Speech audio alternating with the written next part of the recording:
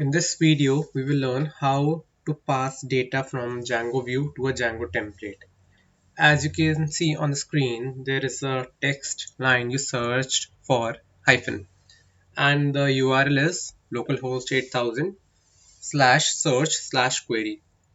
Here we will use the value passed to the query parameter to display on the page. For example, we have a data as, let's suppose, YouTube. As you can see on screen, the resultant text line is you searched for YouTube.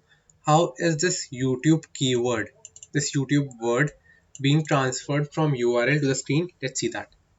Let's go to our Python code. Let's go to our view. So what we will do is, first of all, we will fetch the data from the query parameter in the URL using the request.get.get method. Then we will pass this query data that we fetched from the parameter query, and then we will populate a Python dictionary. So Django accepts only dictionary as context. Once we have populated the data dictionary, that is data in our case, we will pass this dictionary as context to the render method. Now once we have passed the dictionary as context to this render method, we will use this data variable in our template. As you can see, we are first checking in the Django template. If data is not equal to null, we will iterate over the key value pairs in the dictionary. Currently it is key value, that is key. In our view, the key refers to you searched for, and value refers to the query that we passed in the URL. Now let's suppose we want to search for, let's suppose, car. Here you search for car, and let's suppose we want to pass another value to the context.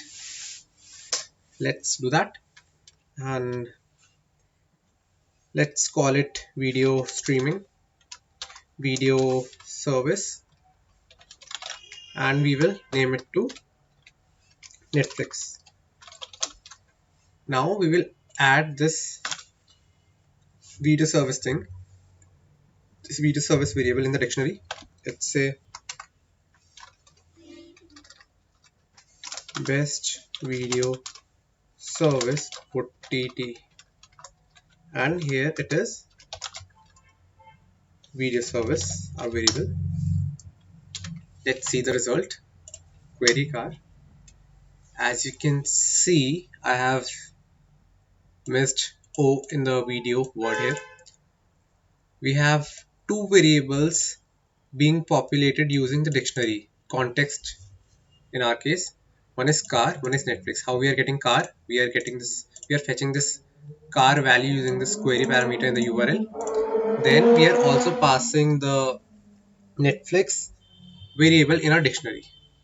That's it, nothing complicated.